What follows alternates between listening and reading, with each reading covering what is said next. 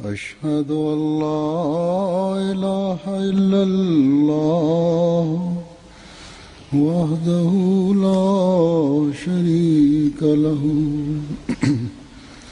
وأشهد أن محمدا عبده ورسوله أما بعد فأعوذ بالله من الشيطان الرجيم بسم الله الرحمن الرحيم الحمد لله رب العالمين الرحمن الرحيم مالك يوم الدين إياك نعبد وإياك نستعين اهدنا الصراط المستقيم صراط الذين أنعمت عليهم غير المغضوب عليهم ولا الضالين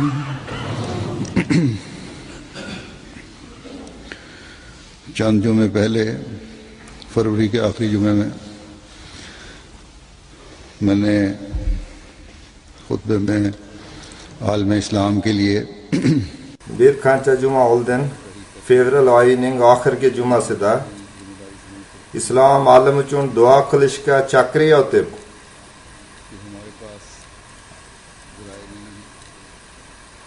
Ahmadiy musulmonlarga o'z burchlarini tushunishga diqqat e'tiborlarini qaratgan edimki, bizda shart-sharoitlar yo'q, kuch-quvvat yo'q. Musulmon o'lkalari podshohlariga sizlar podsho yoki hokim ekanliklaringizni yaxshilab oqlanglar deb ochiq hamda to'g'ridan to'g'ri ovoz yetkaza olmaymiz.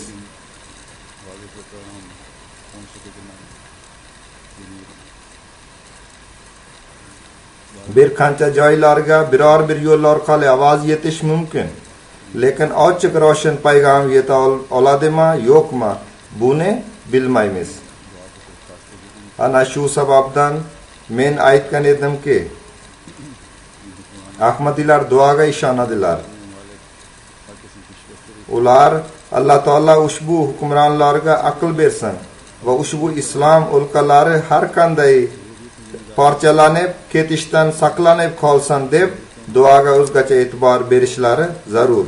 Xuddi shuningdek, ommaga ham payg'am bor ediki, ular ham o'z burchlarini sezib, o'z o'lkalarini ekstremistlar yoki dushmanlar ag'ushiga tushishga yo'l qo'ymasinlar. Xullas, mana shu xutbada ana shu o'lkalarda yashaydigan Ahmadiylarga ham qaytadan payg'am beraman.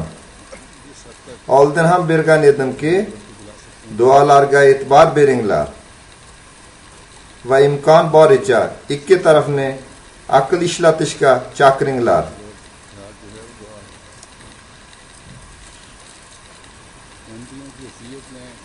Zero ekstremizm biror bir masalaning yechilishi emas. Eng katta qurol duodir. Ahmadiylarning aksariyati mana shu payg'amni tushunib olgan edi. Alloh taolo fazl va karam ila Ahmadiylar shu kabi to'polon hamda vayronagarchilikka qo'shilmaydilar. Ular umuman fitna fasodga ham, urush janjalga ham ishtirok etganlari yo'q. Lekin shundaylari ham borki, ularda quyidagicha savollar tug'iladi. Biz shafqatsiz va zolim hukmronga qarshi, uning noto'g'ri nuqtai nazarlariga qarshi qayergacha sabr qilsak bo'ladi?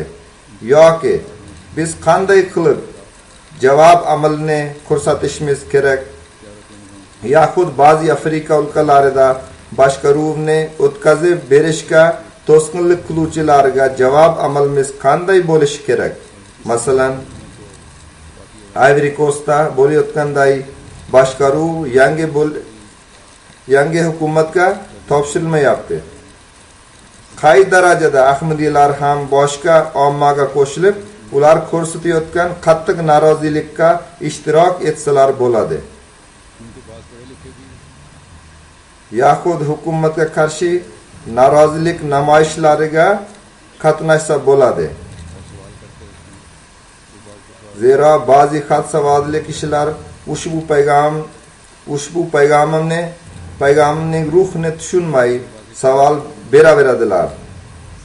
Ba'zilar esa biz omma bilan birga qattiq qo'llik bilan haq huquqlarimizni tiklash uchun chiqa olamizmi, yo'qmi, hamda ushbu zulmlarga qachongacha sabr qilishimiz kerak degan savoliga ochiq, ravshan va aniq javobni xohlaydilar.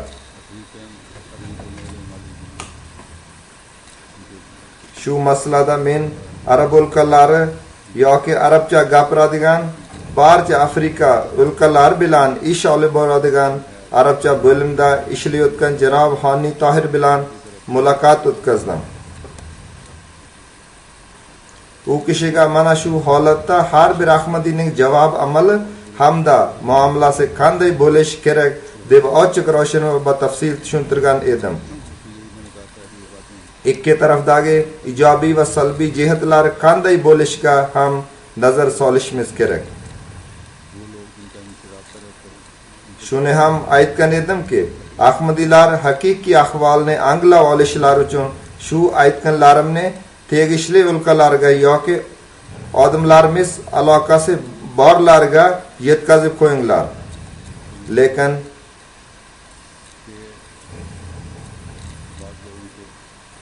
Lekin menga yuborilgan ba'zi maktublar va savollardan menga shu narsa sezilyaptiki, ba'zi odamlar Qur'oni Karim,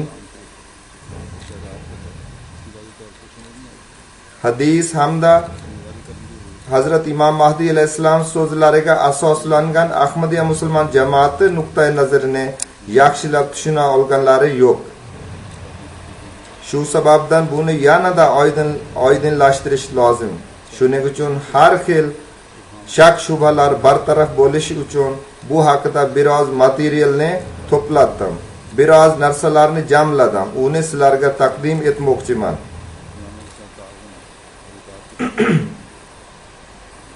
Eng asosiy narsa Qur'oni Karimdir.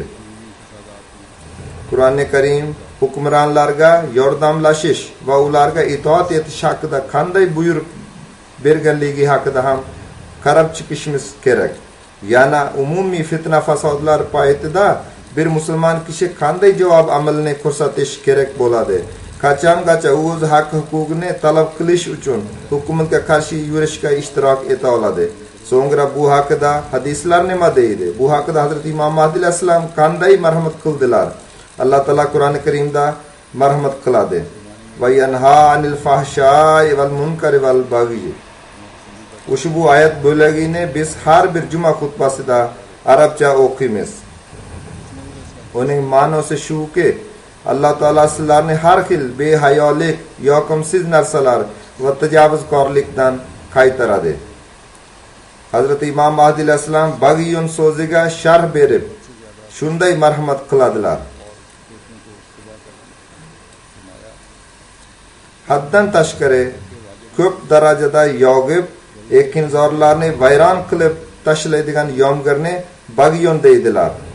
Shuningdek, vojib bo'lgan haq huquqni kamaytirish ham bag'iyun deb ataladi. Yahud haqqi vojibdan ko'proq berishini ham. Qur'oni Karim buyruqlarining go'zal ta'limoti mana shudirki, har jihatdan va har bir toifa uchun buyruq bor. Ushbu hukmdan bitta toifa uchun hukm bor, boshqasiga yo'q deb o'ylamaslik kerak. Hozir men ushbu oyatning mukammal tafsirini bayon qilmayapman. Faqat tajovuzkorlik so'zinigina sharhlayman. Hazrat Imom Mahdi alayhissalom marhamat qilganlaridek Allah taolo haqqi vojibni kamaytirish hamda haqqi vojibga qo'shishning har ikkisidan qaytaradi. Ya'ni hokim va mahkumga hukm beriladi. ikkalasiga o'z burchlarini bajarishga hukm beriladi. Na hokim o'z burchlari va ixtiyorlarini kam yoki ziyoda qilsin, na xalq o'z burchlarini kam yoki ziyoda qilsin. Kimki shuni qilsa, u Alloh taolo had hududlarini buzgan hisoblanadi. Alloh taolo had hududlarini buzadigan kimsa esa Alloh taolo tutishidan saqlana olmaydi. Alloh taolo shuni hech yoqtirmaydi. Bugungi kunlarda omma hukumatlarga qarshi katta qullik ko'rsatishga jo'shqinlanmoqda. Shu sababli faqat ommaga tegishli masalalarnigina so'zlayman. Bu haqida bir qancha hadislar borki, ular hokimlarning noto'g'ri muomalaligiga qaramasdan ommani, mo'minlarni sabr toqatli bo'lishiga chaqiradi.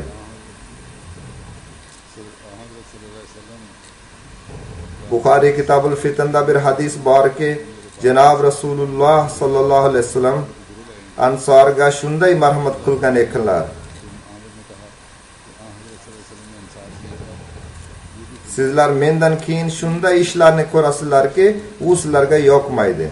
Abdullah ibn Zayd bin Amir Janob Rasululloh sallallohu alayhi vasallamning Ansorga bunday deganlarini ham naql qiladilar. Sizlar ana shu ishlarga Kavsar qo'lida men bilan uchrashishlaringizga qadar sabr qilinglar. Zayd bin Vahab naql qiladilarki, men Abdullah bin Mas'uddan Janob Rasululloh sallallohu alayhi vasallam ularga bunday deganlarini eshitdim. Sizlar mendan keyin haq huquqlaringizni sizlarga bermay, boshqalar sizlardan yuqori qo'yilayotganini ko'rasizlar. Yana sizlar yoqtirmagan narsalarni ko'rasizlar. Shuni tinglab sahobalar ya Rasululloh sallallohu alayhi vasallam ana shu vaqtda bizga qanday buyurasiz deb so'radilar. Janob Rasululloh sallallohu alayhi vasallam u vaqt hokimlariga ular haq huquqini ado etinglar va o'z haq huquqingizni Alloh taoladan so'ranglar deb marhamat qildilar.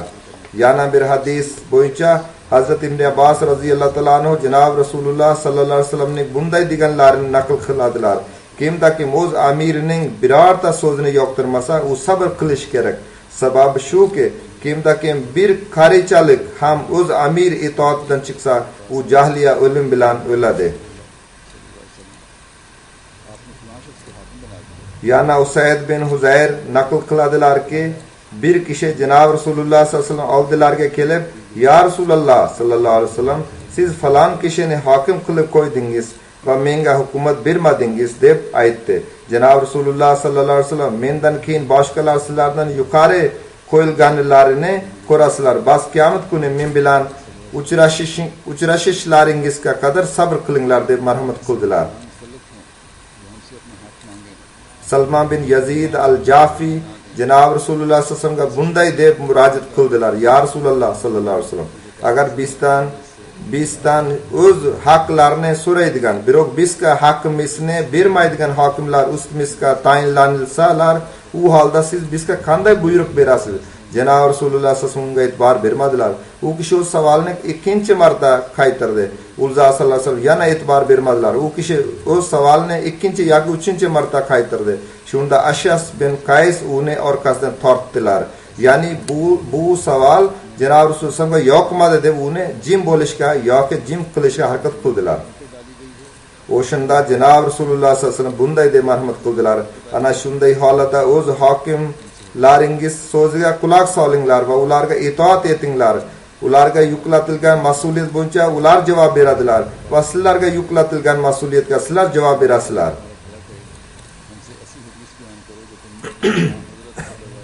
Junada bin Umayya Iboda bin Samit oldilariga borganlarini naql qiladilar. U kishi qasam edilar. Biz u kishiga Alloh taolo sizga rahim qilsin. Siz bizga Janob Rasululloh sallallohu alayhi vasallamdan eshitgan birorta hadis aytib bering. Evaziga Alloh taolo sizga ajr mukofot bersin. U kishi shunday deydilar. Janob Rasululloh sallallohu alayhi vasallam bizni chaqirtirdilar. Biz u zot sallallohu alayhi vasallamga bayat qildik. U zot sallallohu alayhi vasallam bayatda bizdan har bir holatda quvonch bo'lsin yoki qayg'u, tanglik bo'lsin yoki osoyishtalik va haq huquqimiz yelsa ham quloq solamiz va itoat qilamiz degan bayatni ham oldilar. U zot sallallohu alayhi vasallam hokim bo'lib qolgan odam bilan talashmangiz degan ahd va paymonni ham oldilar. Agar ularni ochiq kufr qilayotganlarni ko'rsangizlar va bunga qarshi Alloh taolo tomonidan qo'llaringizda hujjat bo'lsa, bu mustasnodir. Mana shu hadislarda amirlar va hokimlarning noinsofliklar va shariatga to'g'ri kelmaydigan ishlariga ishora qilingan. Lekin shunga qaramasdan u zot sallallohu alayhi vasallam ularga qarshi tajovuzkorlik qilishga haqqingiz yo'q deb marhamat qildilar. Hukumatga qarshi namoyishlar, buyumlarni sindirish va tajovuzkorlik qiladiganlar tutgan amal shariatga to'g'ri kelmaydi. Mana shu hadis oxirida o'rin olgan va Alloh nunazil amra ahlahu illa an taraw kufran bawahan indakum min Allah fihi burhan degan arabcha so'zlarni biroz kengroq izohlab qo'yay.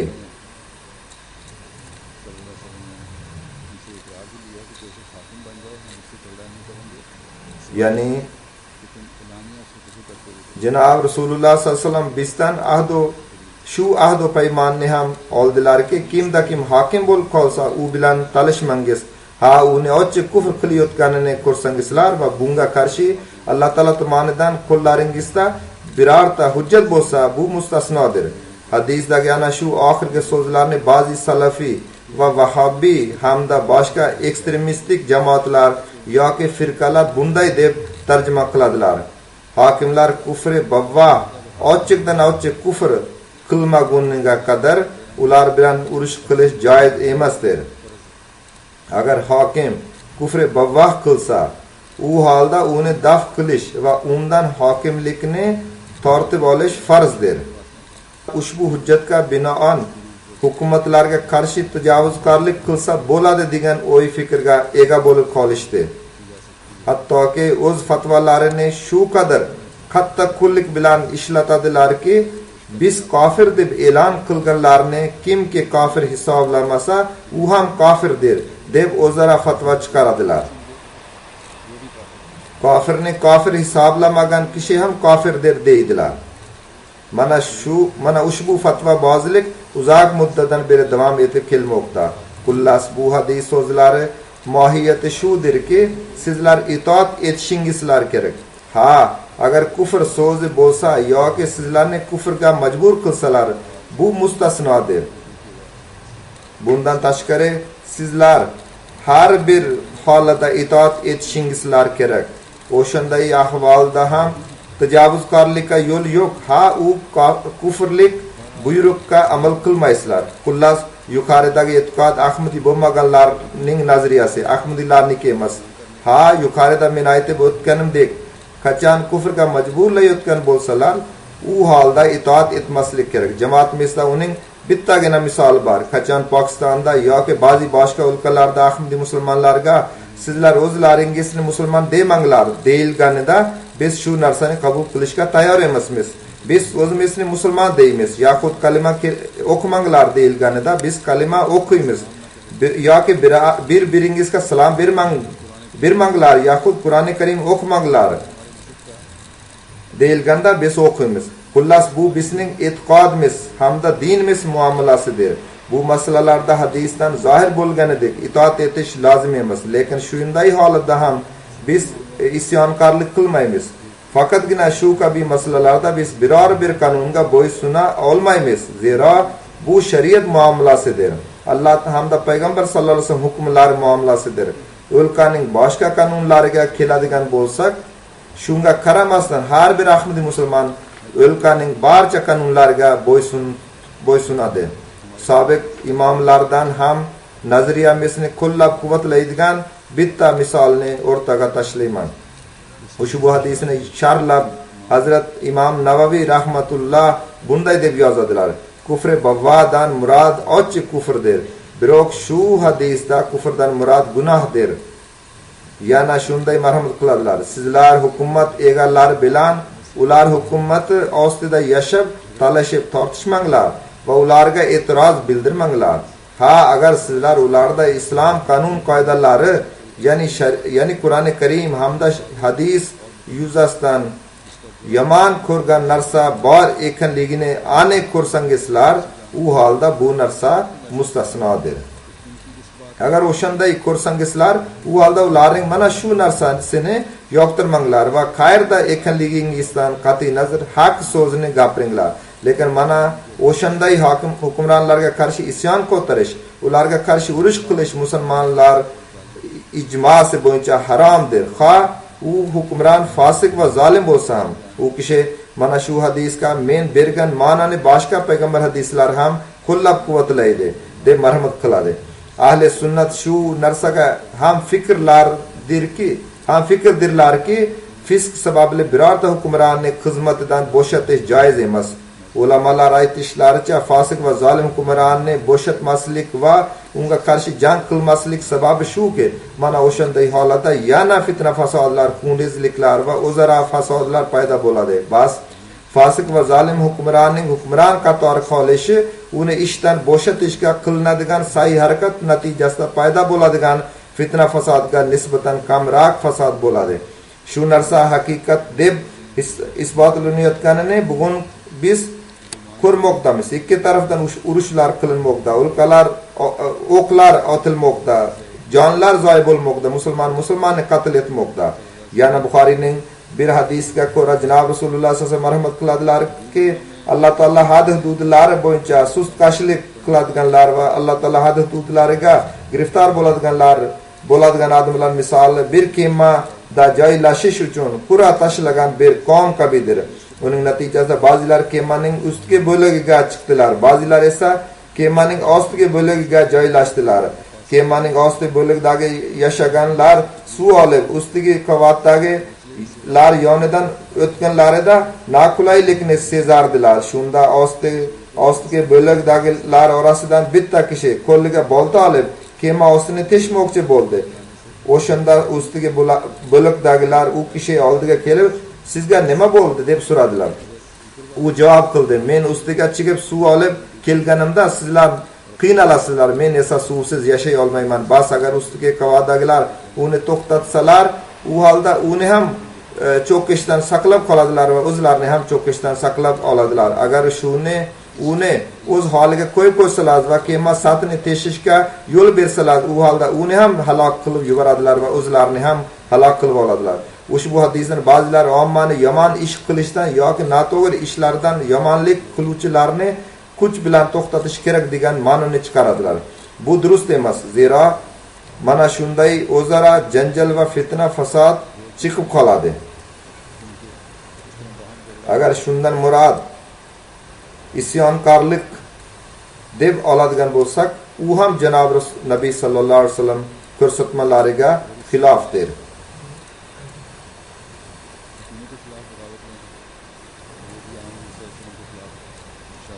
Men qaytadan tushuntirib qo'yay. Hadis so'zlari quyidagichadir.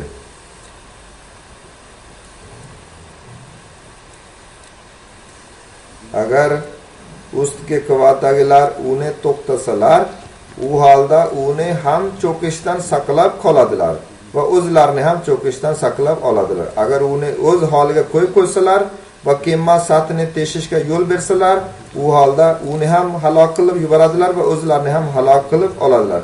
Bundan agar biror bir fasod chiqayotgan bo'lsa va ziyon bo'layotgan bo'lsa, u holda uni bartaraf qilish uchun kuch ishlatish joizdir degan ma'no olinadi. Lekin boshqa hadislar bunga qarshidir. Hukumatlar muomalasida unday qilish durust emas.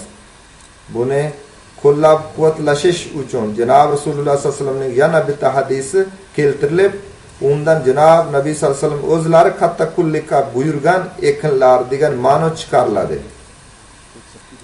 Janob Rasululloh sallallohu alayhi vasallam Qur'oni Karim ta'limotiga qarshi narsani hargiz gapira olmaydilar. Albatta buni anglashda odamlar yanglishib ketdilar. U rivoyat quyidagichadir. Abu Said Xudri radhiyallohu anhu naql qiladilarki, men Janob Rasululloh sallallohu alayhi vasallam oralaringizda kimda-kim yoqimsiz bir narsani ko'rsa, uni qo'li bilan to'xtatsin. Agar u kuch yetmasa, unda til bilan, agar bunga ham kuch yetmasa, u holda qalbidan va bu eng zaif iymondir deb marhamat qilganlarni eshitdim. Imom Mullali Qori mana shu hadisni sharhlayotib bunday yozadilar. uning tarjimasi shunday: ba'zi ulamolarimiz deydilarki, yoqimsiz ishni o'zgartirishga berilgan hukm hukmronlarga tegishlidir. Til bilan o'zgartirishga berilgan hukm ulamolarga taalluqlidir va qalbdan yoqimsiz narsalarni yoqtirmaslikka berilgan buyruq mo'min ommalarga tegishlidir. Bas ushbu hadisga berilgan ushbu izoh juda ham yaxshidirki, 3 ta narsa bo'lsa-da, lekin 3 ta narsa 3 ta har xil toifalar uchun, toifalar va ixtiyor egalariga tegishlidir.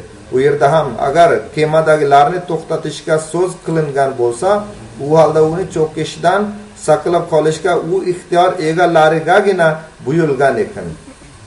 Agar har kim o'zicha to'xtata boshlasa, u holda katta bir fasod barpo bo'ladi.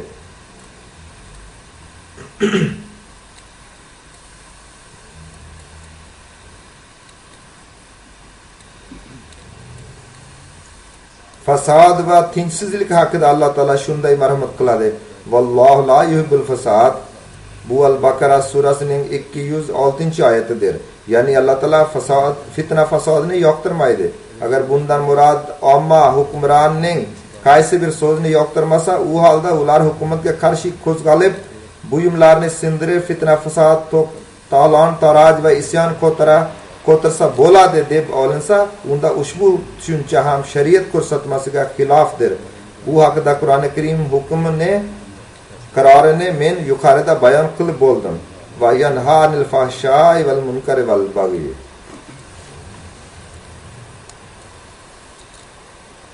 Payg'ambarlar vaqt hukumatiga itoat etish bo'yicha qanday namunalarni ko'rsatganlar? Bir hadisga ko'ra 124 ming payg'ambar dunyoga keldilar.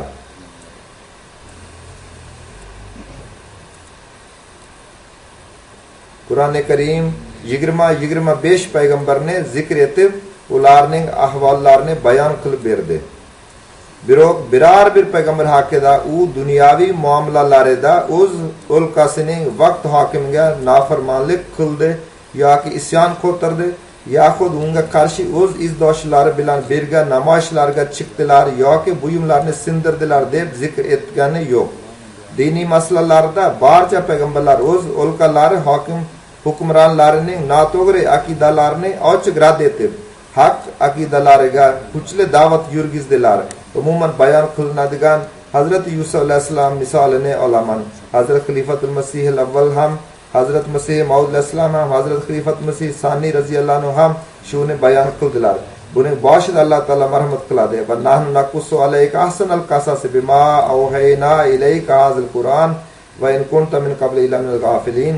Biz senga ushbu Qur'onni nozil qilib, u orqali tarixiy haqiqatlarning eng yaxshisini oldinga bayon qilamiz.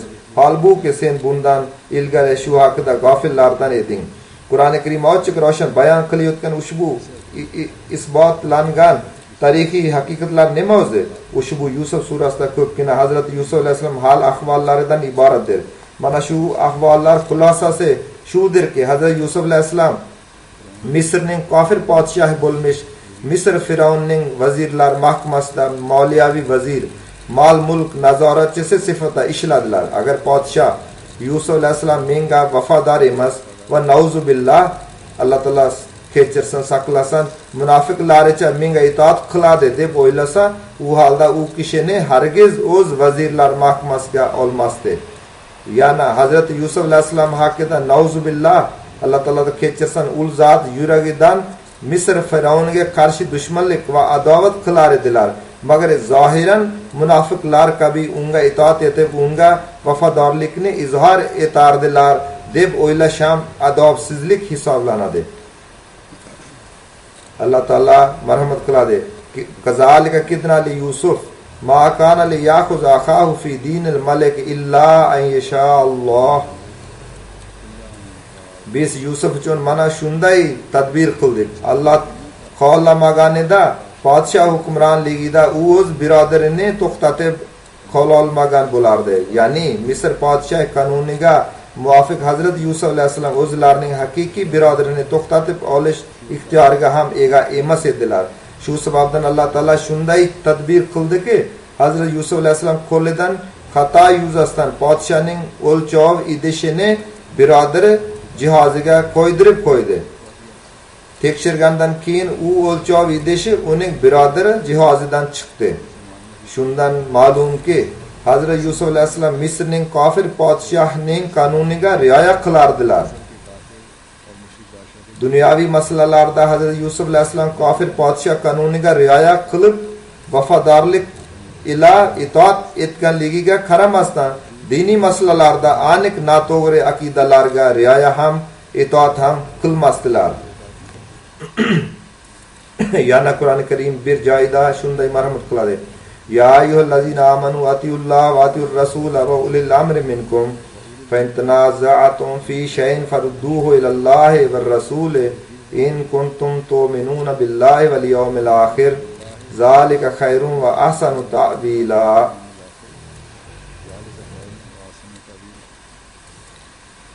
Nisa surasi 60-oyat. Bu haqida Hazrat Imom Mahdi alayhissalom Allah va payg'ambar hamda podsholaringizga itoat etinglar deb marhamat qiladilar. Ushbuni o'zlarining Shahodatul Qur'on nomli asarlarida ta'kidlab o'tganlar. Yana bir joyda shunday deydilar: Allah va uning payg'ambar hamda hokimlarga, podsholarga itoat etinglar. Yana bir yerda marhamat qiladilar: Ey musulmonlar, agar biror bir masalada o'zaro ixtilof qilsangizlar, u masalani Allah va payg'ambar sollallohu alayhi vasallamga havola etinglar. Agar sizlar Allah va oxirat kuniga iymon keltirgan bo'lsangizlar, u holda o'shanday qilinglar. Mana shugina yaxshiroq va eng yaxshi yechimdir. Yana marhamat qiladilar: agar sizlar biror bir masala bo'yicha ixtilof qilsangizlar, unda u masala hukmini Allah va payg'ambar sollallohu alayhi vasallamga havola etinglar. Faqat Allah va payg'ambarni hakam qilinglar, boshqa hech kimni qilmanglar. Yuqorida men bayon qilib kelganimdek, Allah va payg'ambar hukmi mana shudirki, bir mo'min qanday ahvolga duch kelishidan qat'iy nazar oddiy dunyoviy holatda isyon ko'tarmanglar. Agar kufrni ko'rsangizlar yoxud kufrdan iborat hukmni eshitsangizlar, u holda ma'lum bir joygacha itoat etish vojibdir. Undan boshqa narsalarga keladigan bo'lsak, ular bo'yicha itoat bo'lmaydi. Biroq o'shanday holatda ham qo'zg'olonga ruxsat yo'q. Yana bir joyda Hazrat Imom Mahdi alayhissalom marhamat qiladilar: Qur'oni Karimda quyidagi hukm berildi: Atiyulloh va atiyur rasul va ulil amri minkum. Mana shu yerda ochiq ravshan ulil amri minkumga itoat etishga buyurilgandir. Agar biror bir odam minkum so'ziga hukumat kirmaydi deb aytsa, u holda u kishi ochiq xatoga yo'l qo'ygan bo'ladi. Hukumat qaysi buyruq shariatga muvofiq bo'lsa, uni minkum so'ziga kirgizadi. Masalan, bizga qarshi chiqmagan odam bizdan hisoblanadi. Ishorali hujjat qatori Qur'oni Karimdan isbotlanadiki, hukumatga itoat etish kerak va uning hukmlariga bosh egish lozim. Yana shunday deydilar: agar hokim zolim bo'lsa, uni yomonlab yurmanglar, balki o'z holatingizni isloh qilinglar. Alloh taolo uni almashtirib yuboradi yoki o'sha kishini solih qilib qo'yadi. Inson boshiga tushadigan kulfat o'zining yomon amallar sababidangina keladi. Bo'lmasa mo'min bilan birga Alloh taolaning yulduzi bo'ladi. Mo'min uchun Alloh taolo o'z kerakli shart-sharoitlarni yaratadi. Men sizlarga qiladigan nasihatim shudirki, sizlar har jihatdan yaxshilik bo'yicha namuna bo'linglar. Alloh taolo haq huquqlarni ham paymal qilmanglar. Bandalar haq huquqlarni ham oyoq osti qilmanglar. Mana shu yaxshilik namunalarni Ahmadiy musulmonlar ham tiklashlari kerak. Balki Ahmadiylargina tiklashlar lozim. Ulul amri minkum degan so'zlardan murod faqatgina musulmon hukmronlar emas, balki bu haqida izoh berib Hazrat Xalifatul Masih Sani raziyallohu anhu marhamat qiladilar. Ba'zi musulmonlar yanglishib ushbu oyatdan mana shu hukm musulmon hokimlarga tegishlidir, ularga itoat qilinsin deb ma'no chiqaradilar. Lekin bu narsa noto'g'ri va Qur'oni Karim usuliga qarshidir. Shak shubhasiz mana shu yerda minkum so'zi uchraydi. Balki minkum so'zi sizlarga dindosh bo'lgan hokimlar degan ma'noni anglatmaydi. Aksincha oralaringizda hokim sifatida tayinlanilgan degan ma'noni beradi. Minkum so'zi ana shu ma'noda ishlatilgandir. Qur'oni Karimda Alloh taolo kofirlarga qarata bunday deb marhamat qiladi: Alam yatikum rusulun minkum mana shu oyatdagi minkum so'zini dindosh deb tarjima qiladigan bo'lsak, u holda ma'nosi shu bo'ladiki, nauzubillah min zolik, janob rasululloh sollallohu kofirlarning dindoshi edilar. Bas minkum so'z albatta dindosh degan ma'noni anglatishi lozim emas. Bu so'z boshqa ma'noda ham ishlatiladi va bu yerda sizlarning mamlakatingiz hokimlar degan ma'nosiginadir. Ya'ni musulmon hokim bo'lgan birovga itoat etish emas, balki sizlarga hokim bo'lganlarga itoat etinglar. Fa intanazatum fi shay'in fadurruhu ilallohi va rasul so'zi Qur'on va hadis yuzasidan qaror chiqarib olinglar degan ma'noni anglatmaydi. Aksincha uning ma'nosi shuki, agar hokimlar bilan biror bir tushunmovchilik bo'lib qolsa, u holda uni Alloh va uning payg'ambarining hukmlariga qaytarib qo'yinglar. U hukm shudirki, inson vaqt hukumatini uning xatosidan ogohlantirsin. Agar u qabul qilmasa, u holda shuni Alloh taolaga havola etsin. U o'zi qaror chiqaradi va zolimga uning yomon amallari sababli jazo beradi. Xuddi Hazrat Yusuf alayhisalom voqeasida bayon qilib o'tganimdek, u kishi shu hujjatini keltirmoqdalar. Yana shunday marhamat qiladilar. Qur'oni Karimda Hazrat Yusuf alayhisalom voqeasi bayon etilgandir. U ham shuni isbotlaydiki, hokim qaysi dindan bo'lishidan qat'iy nazar unga itoat etish lozimdir. Hattoki agar uning buyruqlari hukumat zimmasiga yuklatilgan shar'iy hukmlarga qarshi chiqib qolsa ham, o'shanda ham unga itoat etsin. Chunonchi Hazrat Yusuf alayhisalom haqida Alloh taolo bunday deb marhamat qiladi. Qachon uning birodarlari u qasini uning oldiga olib kelganlarida, u kishi u yerdagi podshohning qonunlari yuzasidan uni o'zida ushlab tura olmasdilar. Shu sababdan Alloh taolo ul zot uchun o'z tadbir qildi. Yana bir yerda shunday marhamat qiladilar. Ij'alni la khaza'inil arzi degan oyat tafsirida, Fatul Bayon nomli tafsirda bunday deb yozilgan. U kishi buni tafsir qiladi. Ya'ni ushbu oyatdan quyidagi hujjat chiqarilgan. Men haqiqat ustida barqaror bo'la olaman deb o'ziga ishongan odam uchun zolim, hatto kofir podshoh tomonidan xizmatlarni qabul qilish joizdir. Shu yerdan eslaringizda bo'lsinki, haqiqatni tiklashdan murod u o'z shariatini yurgiza olsa emas. Zero Hazrat Yusuf alayhisalomning u qasi masalasidan oydin bo'lganidek, kofirga xizmat qilish uchun mo'minning shaxsiy ko'z qarashini amalga oshira olishi degan shart emas. Bas haqiqatni tiklashdan murod shuki, zulm ishlariga ishtirok etmasin. Bas Hazrat Yusuf alayhisalom voqeasidan ham oydin bo'lganidek, hukumat kofir bo'lsa ham unga vafodor bo'lishlik lozimdir. Hokimlar bilan ixtilof chiqib qolsa ne qilish kerak degan narsani biroz kengroq izoh. Yuqorida ham zikr etilganidek, faqat musulmon hokimlariga itoat etish kerakmi yoki ushbu hukm ikkalasiga tegishlimi?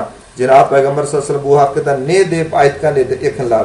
U zot oldingi xalifalar haqida shunday deydilar: men sizlarga nasihat qilamanki, Alloh taoladan qo'rqinglar va itoat hamda bo'ysunishni o'zingizga shior qilib olinglar. Birorta habshiy qul sizlarga hukmron bo'lsa ham, mendan keyin tirik qoladigan kimsalar odamlar o'rtasida juda katta ixtilof ko'radilar. Bas ana o'shanday vaqtda sizlarga vasiyatim shuki, sizlar mening sunnatim va mendan keyin keladigan xulafay roshidin sunnatiga ergashinglar.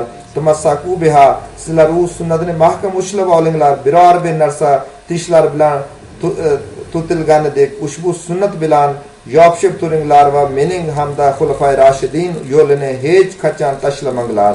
Bu hadis Musnad Ahmad bin Hanbaldan olindi.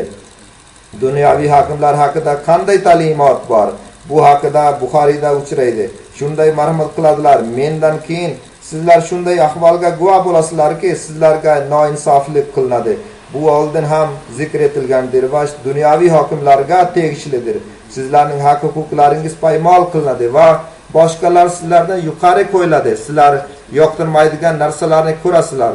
Sahobalar: "Ya Rasululloh, mana o'shanday ahvolda siz bizga nima buyruq berasiz?" deb so'radilar. U zot ularning, ya'ni ana o'shanday hokimlar haqqini ularga beringlar va o'z haqqingizni Alloh taoladan so'ranglar deb javob qildilar. Muslimda ham buga o'xshash hadis uchraydi.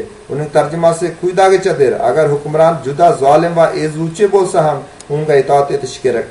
Bas zolim hukmronga ham itoat etish haqqini oqlash kerak.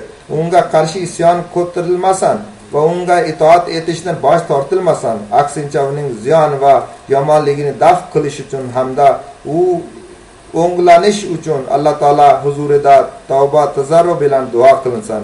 Ahmadi musulmon shuni ham esdan chiqarmaslik kerakki, u qaysi shartlar asosida Imom Ali alayhisalomga bayat qilgan ekan. Masalan, ikkinchi shart shuki, u yolg'onchilik, zino, yomon ko'z bilan qarash, har bir fisq va fujur hamda zulm va xiyonat hamda fitna, fasod va isyonkorlik yo'llaridan saqlanib turadi. Nafsoniy ehtiroslar mahallida ularga bo'ysunmaydi, garchi qanchalik kuchli ehtiros bo'lmasin. To'rtinchi shart shuki, umuman oddiy xalqullarga va ayniqsa musulmonlarga o'zining nafsoniy ehtiroslari orqali biror bir bejiz azor bermaydi, na til bilan, na qo'l bilan va na boshqa bir yo'l bilan. Ya'ni Hazrat Masih Maud alayhisalom shunday marhamat qiladilar: "Val fitnatu akbar min al-qatl." Isyon ko'tarish, ya'ni tinchlikni buzish qatldan ham qattiqroqdir. Yana shunday deydilar: "Ulil amr" degan so'zdan murod jismoniy jihatdan podsholardir va ruhoniy jihatdan imomu zamondir. Jismoniy jihatdan maqsad muddalarimizga qarshi bo'lmagan va undan bizga diniy foyda yetgan kishi bizdandir. Yana shunday marhamat qiladilar: agar Alloh taolo saqlasin, agar oralaringizdan birorta kishi yashagan yerda o'lat tarqalsa, u holda men sizlarga nasihat qilamanki, hukumat qonunlariga eng birinchi itoat etuvchilar sizlar bo'lishingizlar kerak. Ko'pchilik joylardan u yerda militsiya bilan to'qnashish bo'ldi deb xabar keladi. Mening nazdimda hukumatning qonunlariga qarshi chiqish isyonkorlikdir va juda xatarnok jinoiy ishidir. Albatta hukumat zimmasida shu narsa vojibdirki, u xush axloq, madaniyatli o'lka rasm rusumlari va diniy farazlaridan boxabar militsiya xodimlarini tayinlasin. Xullas, sizlar mana shu qonunlarga amal qilinglar va o'z do'stlaringiz hamda qo'shnilaringizni mana shu qonunlar foydalaridan ogoh qilinglar. So'ngra bir marta kollejda, universitetda bir namoyishga chiqdilar. U haqida marhamat qildilar.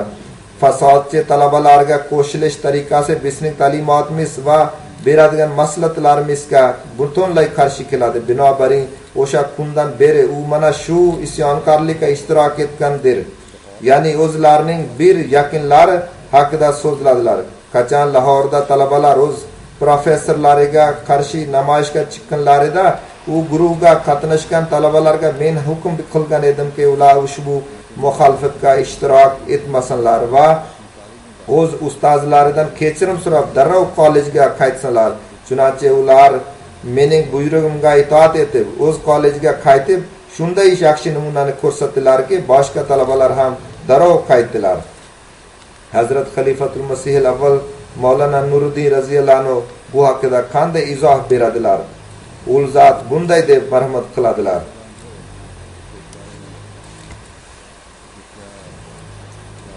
Allohga itoat etish, payg'ambarga itoat etish va ulil amrga itoat etish har bir musulmonga lozimdir. Agar ulil amr ochiqdan ochiq Alloh taolo hukmiga va payg'ambar hukmiga qarshi chiqsalar, u holda sabr toqatga yarasha musulmon kishi o'zining shaxsiy va zotiy muomalalarida ulil amr hukmini qabul qilmasin yoki uning mamlakatidan hijrat qilsin.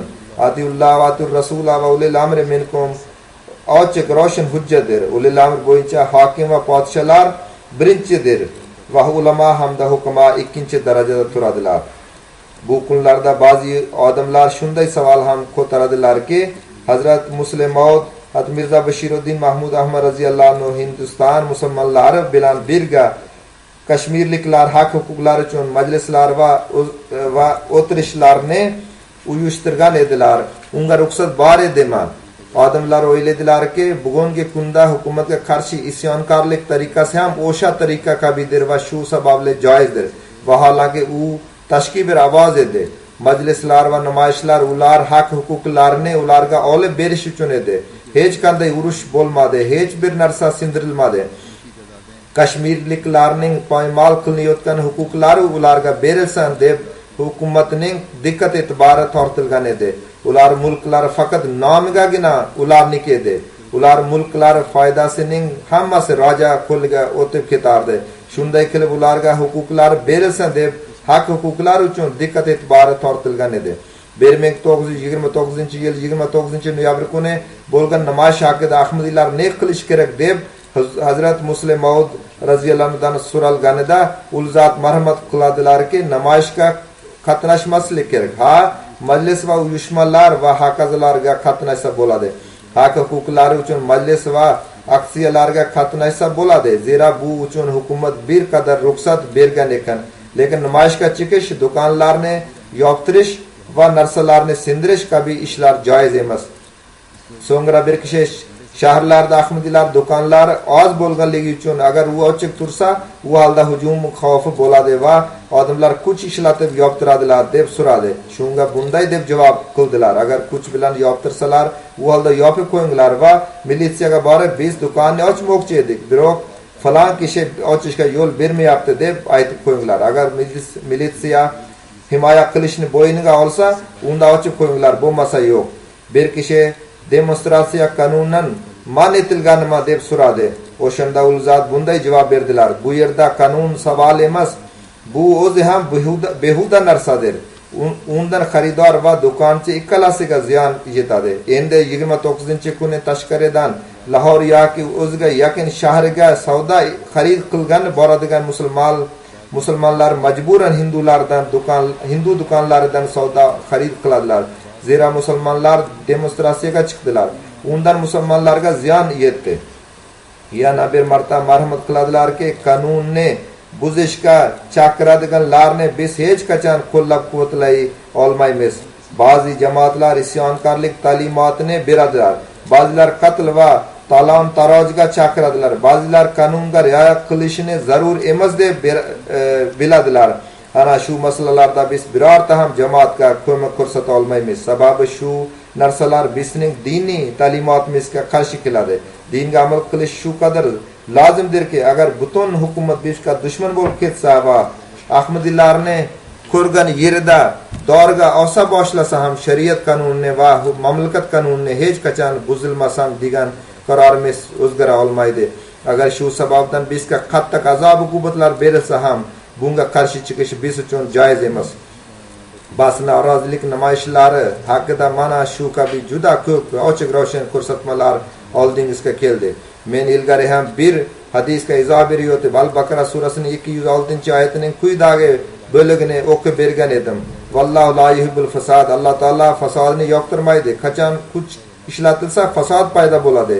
Hozirgi vaqtda baxtsizlik yuzasidan hammasidan ko'proq musulmon mamlakatlar ushbu fasod holatiga giriftor bo'ldilar. Ana shu mukammal oyat quyidagichadir: Va izatu vallahu sa'afil lazili yufsida fiya va yuhlikal harsa va nasl vallohu la yuhibbul fasad. Va u davlat tepasiga kelganida yerda notinchlik yuzaga keltirish, ekin va odam naslni halok qilish uchun u yoqdan bu yoqqa yuguradi. Halbuki Alloh taolo buzg'unchilikni yoqtirmaydi. Bas zolimlar hukmron bo'lib qolganlarida muxolif bo'lgan kimsalar mol mulklariga, ekinlariga, ular nasllariga berahmlik bilan ziyon yetkazishga urinadilar. Endi mana shu butun oyat hukmronlarga tanbih bermoqda. Zira Alloh taolaning quyidagi umumiy farmoni ham bor: Vallohu la yuhibbul fasad. Ana shu sababdan isyon ko'taruvchilarga ham mana shu o'sha hukm tegishlidir. Bas men boshida aytganimdek, Qur'oni Karim faqat ommagagina o'shanday buyurmaydi, balki hukmronlarga ham shuni aytadiki, o'z hukumatingiz bilan mag'rurlanib mamlakatda buzg'unchilik qilmanglar, ammo haq huquqlarni paymol qilmanglar. Boy va kambag'al o'rtasidagi farqni omma orasida notinchlik paydo bo'lib qoladigan darajada ko'paytirmanglar. Natijada isyonkorlik holati yuz beradi. Shunday qilib, ana shu amalingiz boisidan ham Alloh taolo jazosiga duchor bo'lasizlar.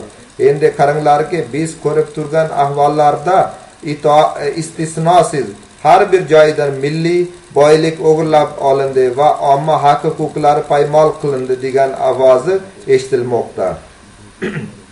Bu qanchalik katta baxtsizlikdirki, qaysi odamlarga Alloh taolo o'zgacha nasihat qilgan bo'lsa va tanbih bergan bo'lsa, ular orasida eng birinchi safda turgan ana shu musulmon mamlakatlar rahbarlaridir.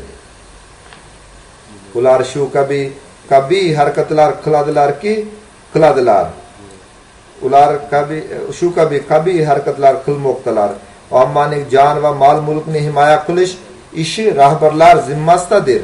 Ularning iqtisodiyotlarini o'nglash ishi rahbarlar bo'ynidadir. Ular sehat salomatligini ta'minlash ishi rahbarlar zimmasidadir.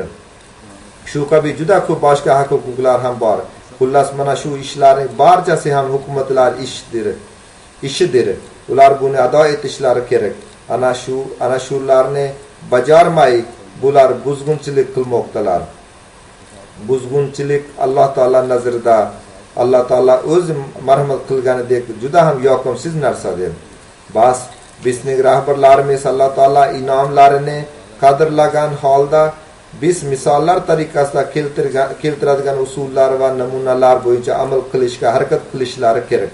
Hazrat Umar roziyallohu taolo anhu hukmronlik qilganlarida shu qadar zo'r insofni o'rnatgan edilarki, nasoralar hukumat qaytadan o'rnashganida nasoralar musulmonlar qaytadan bizga hukmron bo'lib qolsin deb yig'ilib duo so'rar edilar. Bu yerda holat shuki, insof o'rnashmayapti deb musulmon hukmronlarga qarshi chiqqan ekan. Bas bugun musulmonlardan yo'qolib ketgan, nihoyasiga yetgan taqvoni izlash kerak. Hukmronlar yoki omma ikkalasi o'sha tomirni agar ushlasalar, u holda murod maqsadlariga erishadilar. Xullas Ahmadi musulmonlar uchun ochiq ravshan ko'rsatma shuki, o'zlaringizni fitna fasoddan saqlanglar, duo so'ranglar. Agar duolaringiz chin yurakdan chiqqan bo'lsa, u holda bir vaqt kelib Alloh taolo xohlaganida ularni qabul qiladi. Agar ana shu hukmronlar zolim bo'lsalar, u holda Hazrat Imom Mahdi alayhisalom marhamat qilganlaridek shu zolimlardan najot topiladi. Kelajakda ko'rinadigan o'zgarishlardan iborat holatlar ham vaqtincha tinchlikni o'rnatish mumkin. Abadiy tinchlikni emas. Mana shunday yo'sinlarda yuz beradigan o'zgarishlar zulm yo'li bilan qo'lga kiritiladigan hukumatlar yoki keltiriladigan inqiloblarda ham bir muddatdan keyin yana zolim hukmronlar paydo bo'la boshlaydilar. Bir zolim ketganidan so'ng boshqa zolimlar kelib qoladilar. Shu sababdan Alloh taolo bizga hech qachon biror bir zolim hukmronni tayinlamasam deb ham duo qilinglar.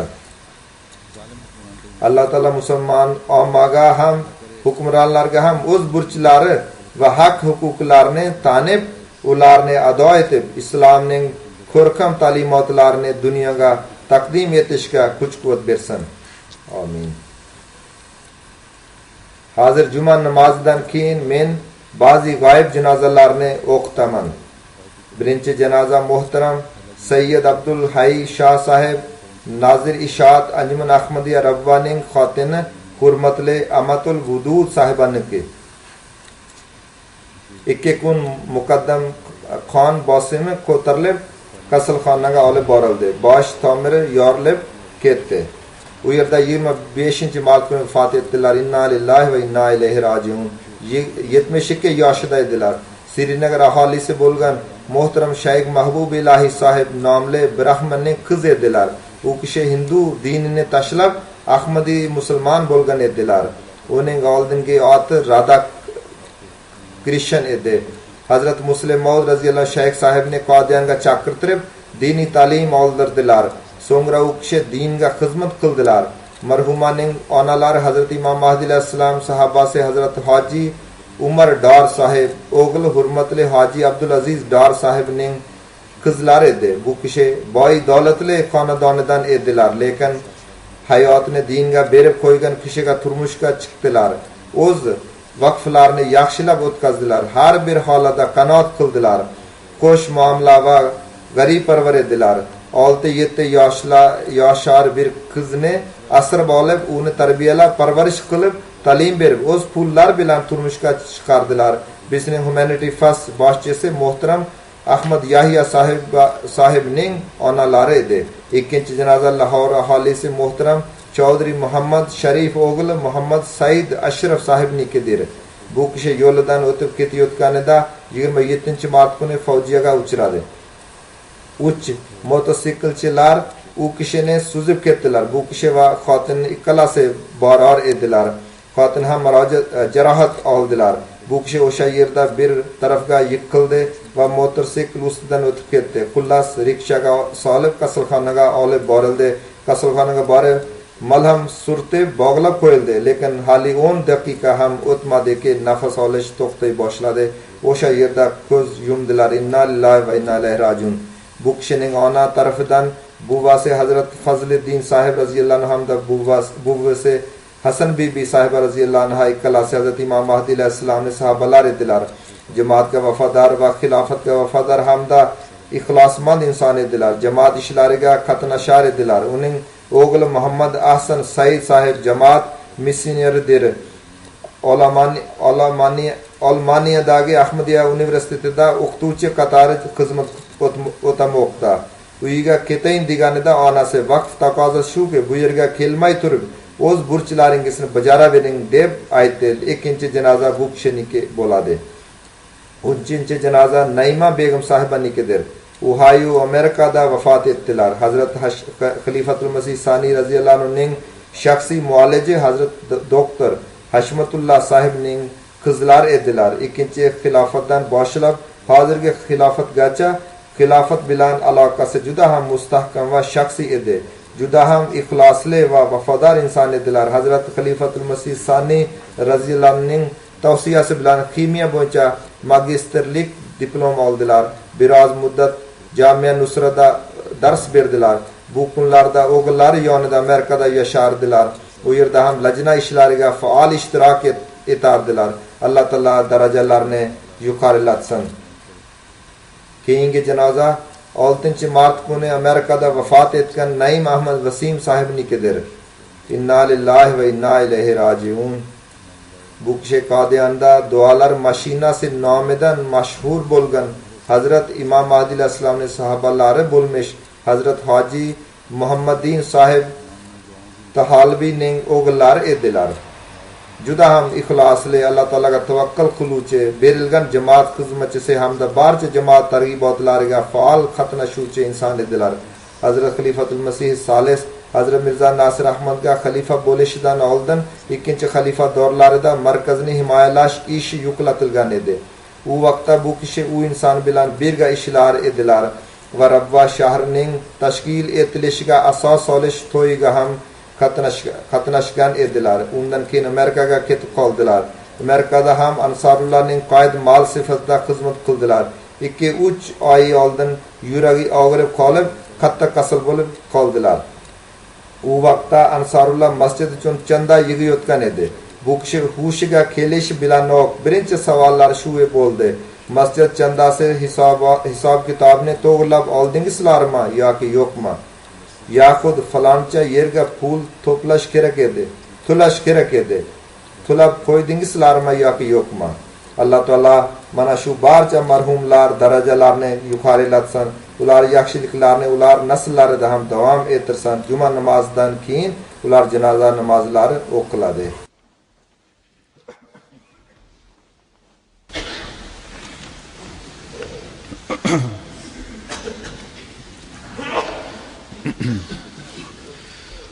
Alhamdulillah nahmaduhu wa nasta'inuhu wa nastaghfiruh wa nu'minu bihi wa natawakkalu alayhi wa na'udhu billahi min shururi anfusina wa min sayyiati a'malina. من يهده الله فلا مضل له ومن يضلل فلا هادي له ونشهد أن لا إله إلا الله ونشهد أن محمدا عبده ورسوله. عباد الله رحمكم الله إن الله يأمر بالعدل والإحسان وإيتاء ذي القربى وينهى عن الفحشاء والمنكر والبغي يعظكم لعلكم تذكرون اذكروا الله يذكركم وادعوه يستجب لكم ولذكر الله أكبر.